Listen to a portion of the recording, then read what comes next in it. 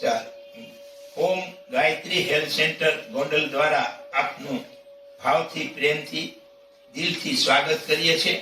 આજે આપણે ગોંડલ વેદમાતા ગાયત્રી પ્રજ્ઞાપીઠને 9/11 81 વર્ષના આ પ્રાણ પ્રતિષ્ઠા થઈ ત્યારે 44 વર્ષ પૂરા થાય છે અને 45મો પાઠોત્સવ આપણે ઉજવા જઈ રહ્યા છે. ત્યારે આપણે શ્રેષ્ઠ કાર્ય સત્કર્મ કરીએ એ ભાવ સાથે આપણી સાથે એટલે કે અમારી સાથે ગાયત્રી પરિવારમાં અમારા ધર્મપત્ની જયશ્રી પટેલ અમને સાથ સહયોગ આપે છે અને એમને પણ આપણે આપણી મિશનની જે ધારા છે એ આપણને સાથ સહયોગ આપવા એમનો પ્રયાસ કરી રહ્યા છે. તો અહીંયા એ એમના ભાવ વ્યક્ત કરશે.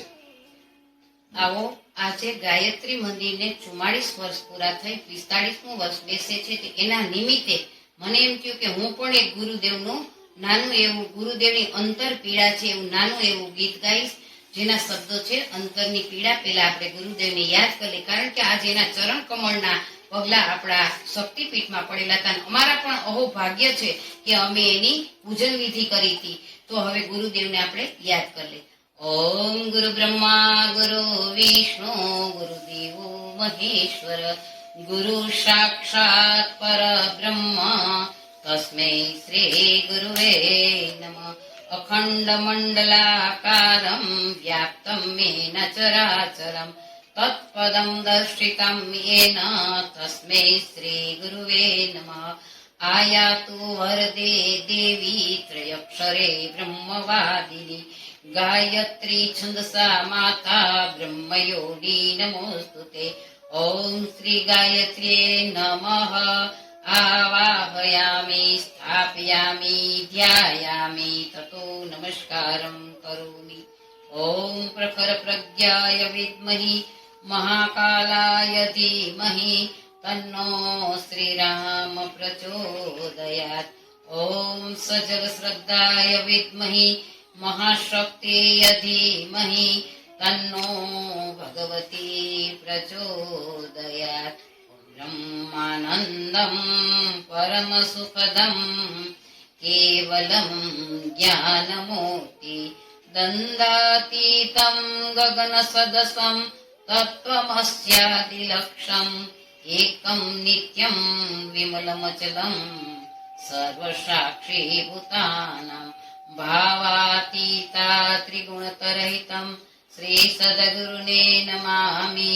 અખંડાનંદ બોધાય શિષ્ય સંતાપહારિણી સચ્ચિદાનંદ રૂપાય તસ્મૈ શ્રી ગુરુવે નમઃ. તસ્મૈ શ્રી ગુરુવે. શું હતી એના વિશે 5 મિનિટ કહું છું કે ગુરુદેવ ઘણીવાર પ્રવચનમાં કહેતા કે ભાઈ હવે મારું શરીર સામનો કરે છે, મારું શરીર હાલતું નથી, પણ મારા ગુરુદેવના આદેશ પ્રમાણે મારે ત્યાં સૂક્ષ્મ અને કારણ શરીરથી મારે આ કાર્ય કરવું પડશે. તો હવે દુર્લભ દેહનો મોહ રાખવો એ બરાબર નથી. એટલે મારો સંદેશો જન અને ઘર સુધી પહોંચાડજો. દાખલા તરીકે એક નાનું બાળક હોય, એને કાંઈ ખેલ ન દેખાતો હોય તો પોતાના પપ્પાને કહે છે, પપ્પા મને ખંભા ઉપર બેસાડો. ત્યારે ગુરુદેવ કહેતા કે મને એટલી તો ખાતરી છે કે મારા ગયા બાદ મારા દીકરા દીકરીઓ એક નેક હાથ પગ બની અને મારા કાર્યને આગળ વધારશે. તો આજે આપણે ગુરુદેવની વેદના શું છે એમાં એના ગુરુદેવનો ભાર હલકો કરી અને આપણે પણ એના શબ્દો દ્વારા આપણા એક ગીતને આપણે થોડું મારા નાના શબ્દોમાં એના ગીત હું ગાઉં છું. હે મેરે વતન કે લોગો तुम खूब लगा लो नारा, ये शुभ दिन है आज हम सबको प्यारा. श्री राम चरण में नम्र प्रणाम हमारा. अंतरनी मारी पीड़ा मारा लाडलाओ जानो, जो प्यार करो છો મુજને મારી બાહુ જાઉં. કહે તો રહ્યો છું જીવનભર મારા દર્દની કહાણી, પાતો રહ્યો છું તમને નિત પ્રેરણાનું પાણી. મારા કાળજાની આ પીડા કહો કેટલા એ જાણી. વાણીથી નહીં ગુરુ ભક્તિ, વાણીથી નહીં ગુરુ ભક્તિ, મને આચરણથી બતાવો. જો પ્યાર કરો છો મુજને મારી બાહો બની જાઓ. ઉપહાર દેવા હું માગુ મારા જીવન સિંધુ રત્નોને, વ્યાકુળતા દિલમાં વ્યાપી ના ત્યાગ મળે બિંદુનો. સાધક બનીને આવો સીધે તમે લઈ જાઓ. લઈ જાઓ મારી ચિનગારી, તમે જ્ઞાનયાગ પ્રગટાવો. અંતરની મારી પીડા મારા લાડલાઓ જાણો. જો પ્યાર કરો છો મુજને મારી બાહો બની જાઓ. મારા જીવન વસંતનું છેલું ઈચ્છાનું પુષ્પ ધરું છું. આ થમતા દેહને ટાણે છેલ્લા અરમાન હું કહું છું. વિદાય વસમી લઉં છું. આ દેશ તમને દઉં છું. હર જન હર ઘર હર સ્થળમાં, હર જન હર ઘર હર સ્થળમાં મારો સંદેશો પહોંચાડો. જો પ્યાર કરો છો મુજને મારી બાહો બની જાઓ. મારી બાહો બની જાઓ. તો આજે આપણે આપણા ગુરુદેવ પંડિત શ્રી વેદમૂર્તિ તપોનિષ્ઠ યુગ પુરુષ સંત લેખક સુધારક એવા પંડિત શ્રી ગુરુદેવ રામ શર્મા આચાર્ય સ્નેહ સલીલા વંદની ભગવતી માતા દેવી શર્મા ની અસીમ કૃપાથી આપણે આ ગાયત્રી પરિવારમાં શ્રેષ્ઠ કાર્ય સત્કર્મ કરી રહ્યા છીએ.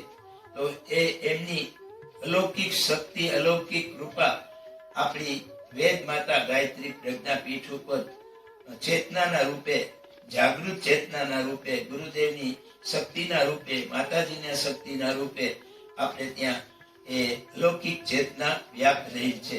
એ ચેતનાના અનુસંધાને આપણે આપણી જે શિષ્યની અથવા સેવકની અને એક કાર્યકર્તની જે આપણી ભૂમિકા હોય એ ભૂમિકા બજાવી અથવા એ ભૂમિકા આપણે બજાવીએ નિષ્ઠાથી, પ્રેમથી, શ્રદ્ધા, વિશ્વાસથી, ગુરુ ભક્તિથી.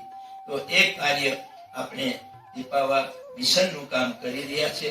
તો મિશનની જે પરંપરા છે એ મિશનનું જે ધ્યેય છે, કામ છે, વ્યક્તિ નિર્માણ, પરિવાર નિર્માણ, સમાજ નિર્માણ, સ્વશરીર, સ્વસ્મન, સભ્ય સમાજ, ઉપાસના, સાધના, આરાધના અથવા આવા અનેક સૂત્રો ગુરુદેવે આપણને આપી અને આપણને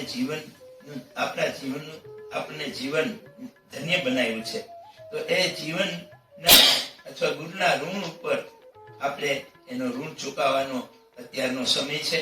એ સમય પ્રમાણે આપણે શ્રેષ્ઠ કાર્ય કરીશું, સત્કર્મ કરીશું આપણામાં ખૂટે, વ્યસન દુર્ભાવના એસે છોડશું તો આપણે ગાયત્રી પરિવારના પરિજન ઉપરાંત આપણા અત્યારે સમાજની અંદર જોઈ રહ્યા છીએ કે જે યુવાન વર્ગ છે, તો યુવાન વર્ગ અત્યારે એમની જે યુવાની એટલે કે મા બાપ પ્રત્યેની ફરજ, યુવાન રાષ્ટ્રનો એક ઘડવૈયા છે, યુવાન એક દેશનો નાગરિક છે, સશક્ત બળવાન નાગરિક છે, છતાં આપણે અત્યારે સમાજમાં જોઈએ છે કે આ યુવાન વર્ગ અત્યારે એ જે કાંઈ એમની ફરજો, એમની જે નૈતિકતા દેશ રાષ્ટ્ર પ્રત્યે, માતા પિતા પ્રત્યે, સમાજ પ્રત્યે, દેશ પ્રત્યે જે અમુક યુવાનો કરી રહ્યા છે અને અમુક યુવાનોને જે રસ્તો, માર્ગદર્શન નથી મળતું, તો એ લોકો થોડી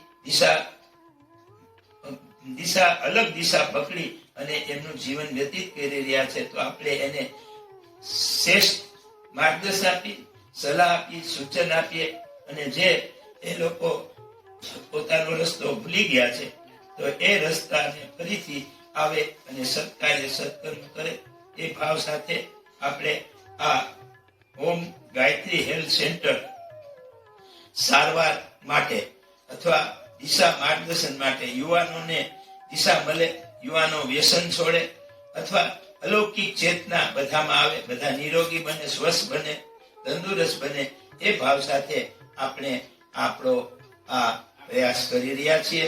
અને આ પ્રયાસમાં આપને અમારી વિનંતી કે આ કાર્યમાં અમને સાથ સહકાર તન મનથી આપો. ઉપરાંત આ ચેનલ આપણી છે, આ ચેનલને સબસ્ક્રાઇબ કરો, લાઈક કરો, શેર કરો અને તમારા ગ્રુપમાં જેટલો વધારે પ્રચારનો કરશો તો એ આંગળી ચીંધ્યાનું પુણ્ય આપને મળશે. આપણા ગુજરાતી ભાઈ બહેનોને નમસ્કાર, વંદન, જય માતાજી, જય શ્રી કૃષ્ણ. વિદેશોમાં રહેતા આપણા ગુજરાતી ભાઈ બહેન અથવા અન્ય જે આપણા પરિજનો છે ગાયત્રી પરિવારના, એને જય ગુરુદેવ, જય માતાજી, અસ્તુ.